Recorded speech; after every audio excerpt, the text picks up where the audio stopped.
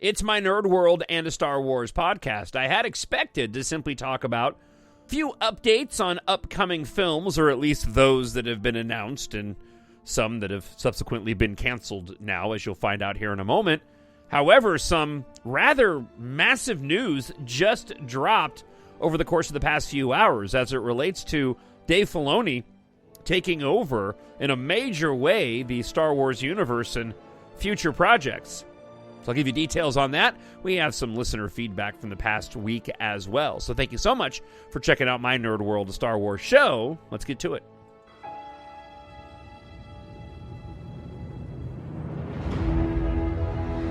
Nothing will stand in our way. I find your lack of faith disturbing. I will finish what you started. Who are you? I'm no one. There are stories about what happened. It's true. All of it. The Force. It's calling to you.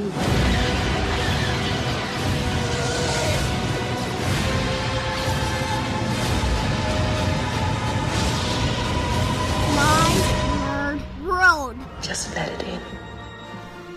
And welcome to My Nerd World. I'm your host, Jon Justice. Glad you were with another episode. Took the past few weeks off. I've had a lot going on. Did some traveling. Went and saw my favorite band in Denver. And there hasn't been a lot of news to share. I had gathered up a couple of movie updates and some listener feedback.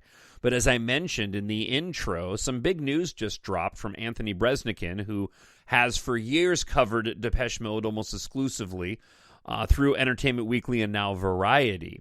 With the writer's strike finally over, we've been getting a lot of behind-the-scenes footage and videos and photographs from the crew and the actors and actresses from the Ahsoka series. But we have an exclusive interview and an exclusive article talking about the future of Star Wars under Dave Filoni and his getting a brand new title. So let's run through some of the news I was planning on sharing. We'll dive into that article, and we'll kind of dive into it together. I haven't read it in its entirety. I grabbed some big chunks and figured, you know what? I'll read it for the first time and share my thoughts with you as we move through the podcast this week.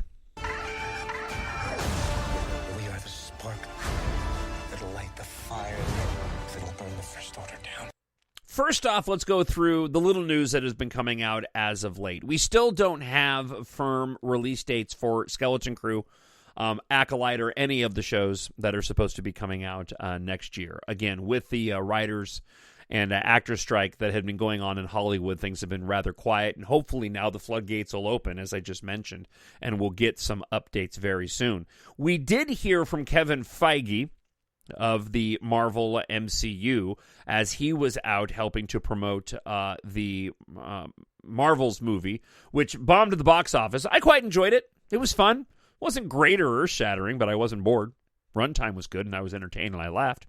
Kevin Feige did confirm, though, with Entertainment Weekly, that his Star Wars movie is no longer happening. Color me surprised, but I never really expected it to happen as it is. And I just, again, add it to the list of movies that have come and gone, that have been talked about, announced, and then fallen by the wayside.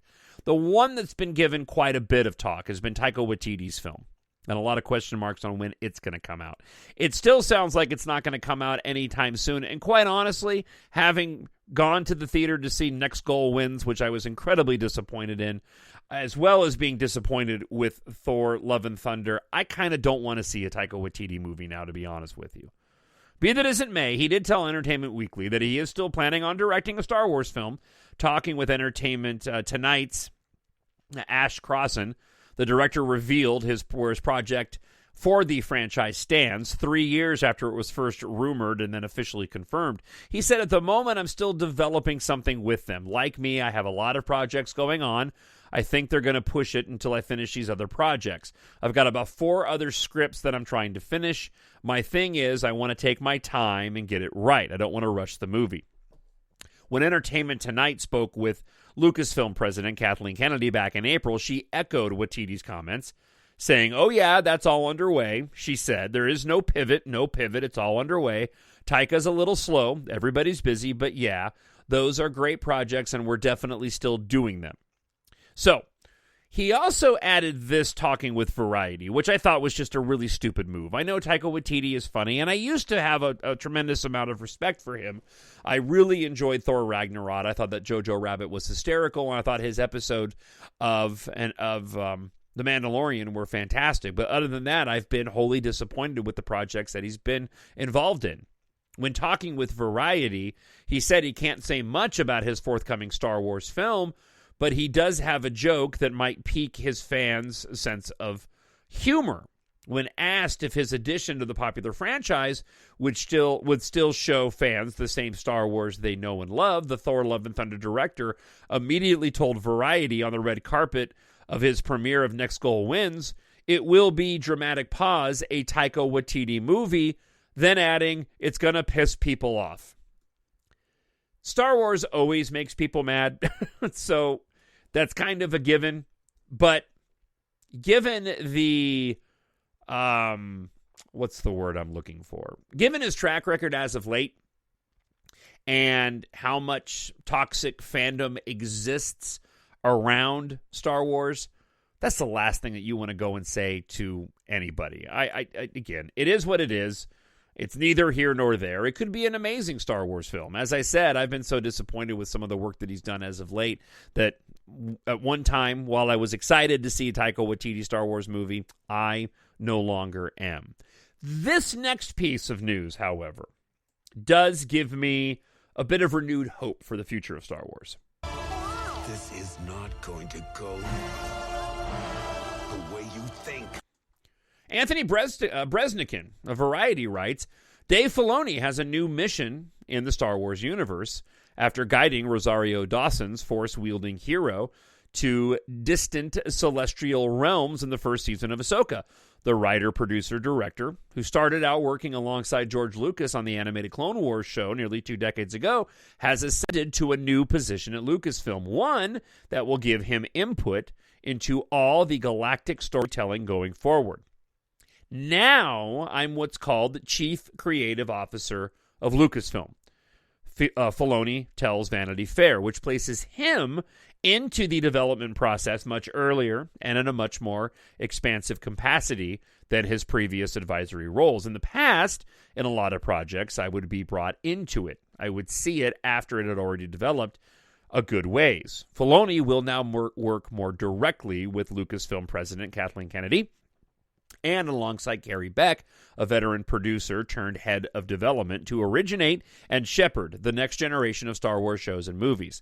After spending many years involved in the creation of Star Wars animation, including Rebels, he became increasingly involved in the live action as producer with Jon Favreau on The Mandalorian and the Book of Boba Fett. In this new role, it's opened up to basically everything that's going on. When we're planning the future of what we're doing now, I'm involved at the inception phase. Listen, this is all fantastic news. And it's probably the best news that I could have heard.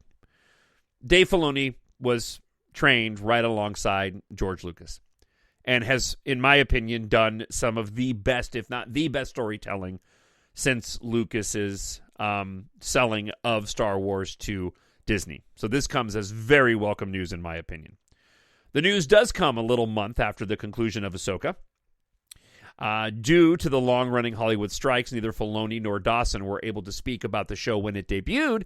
In a Vanity Fair exclusive, both of them are now free to discuss the changes the show brought to the broader Star Wars narrative, both on-screen and behind the scenes. So the article goes further into Sabine, her character, Ahsoka's character, the other characters in the show.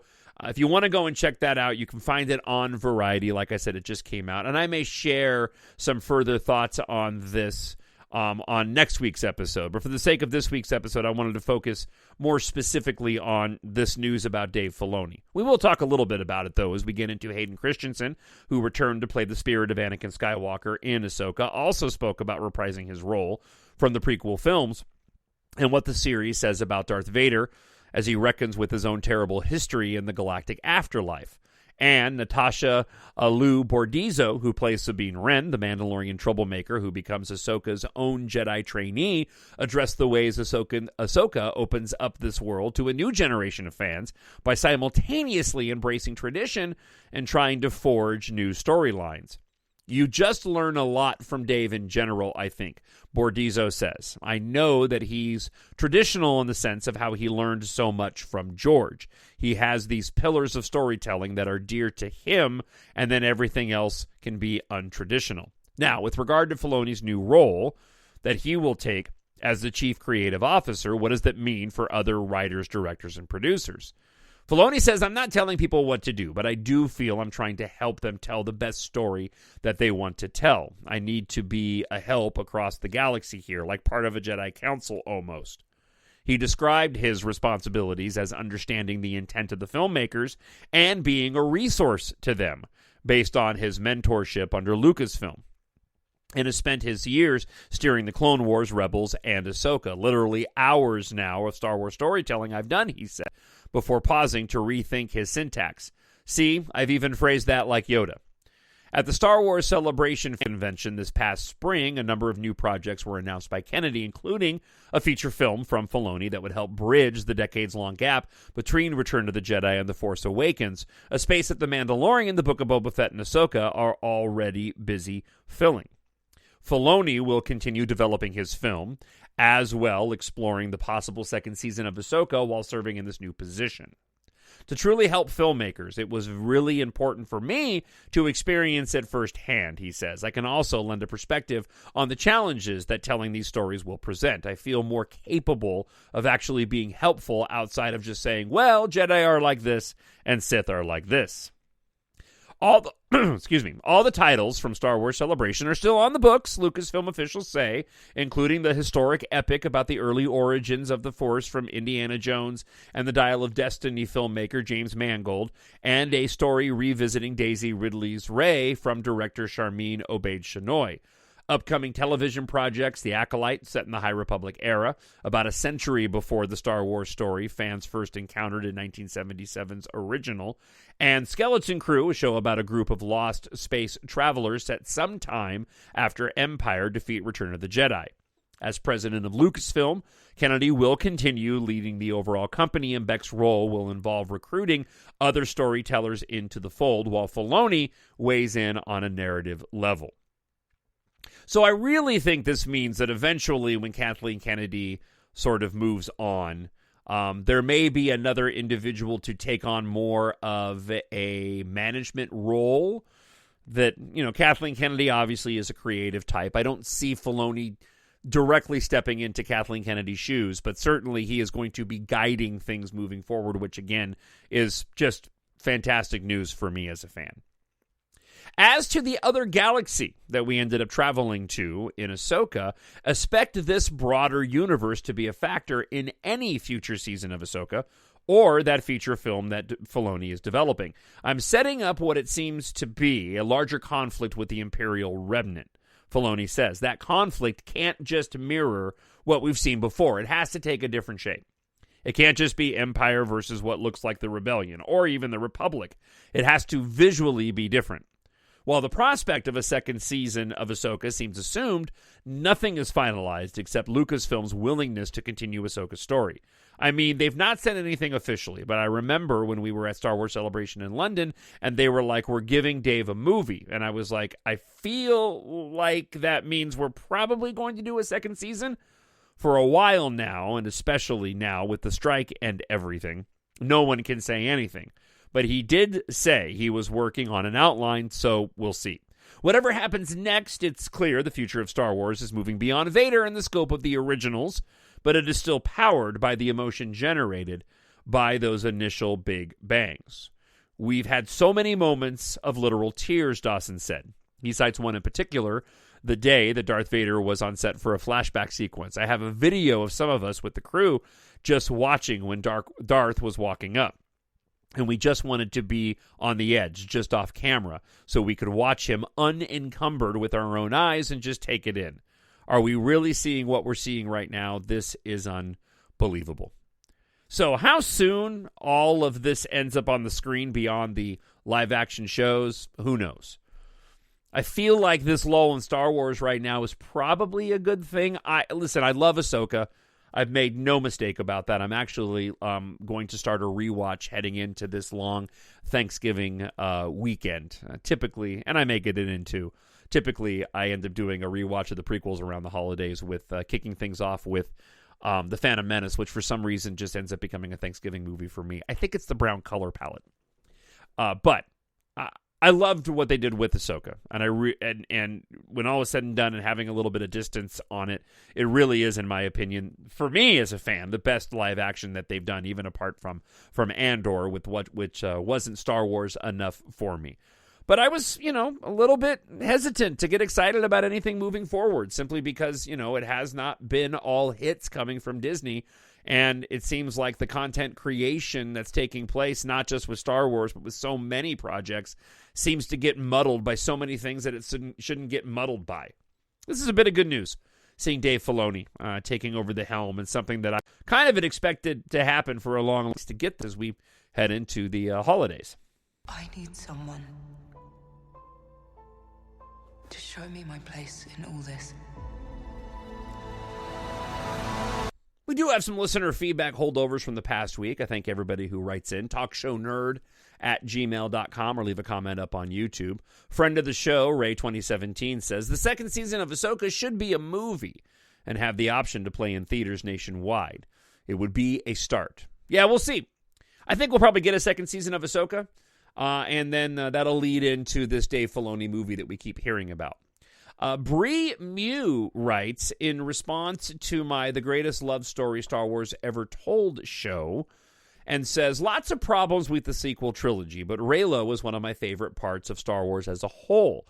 It's so interesting, and it is the one part of the sequel trilogy that I truly feel is like a mythological tale, which is what made the prequels in the original trilogy so great. I don't know if I agree that someone had to die, but I do agree it had to be Ben if it was going to be one of them. Not saying this is a dramatic Romeo and Juliet romantic way, but I don't think he could have bared living in a world where she was not. Everything in his life was misery, and that would mean the only light in his life, not to mention the last of his loved ones since his parents were dead, was gone. It's still depressing as hell when adding the dyad aspect, and how that must be more devastating than losing a partner due to the mystical element of the Force bond. But Rey has people who love her and the opportunities for a place to call home. Yeah, I'm excited for that Rey movie. I'm glad that they're moving forward with that, and I hope it does not end up getting shelved. Rey is my favorite character of the sequel trilogy, and one of my favorite characters in all of Star Wars. And I thought that what she did in The Rise of Skywalker, in all three of the films, was great. But the Rise of Skywalker still is one of my favorite Star Wars films. I'm that guy, and it's largely because of her performance in that movie that it is. Thank you so much for checking out this episode. Listen, you like science fiction if you like to read, and this is one of the first times you've been listening to the podcast. I hope you'll go and check out my science fiction space opera series, EMBARK.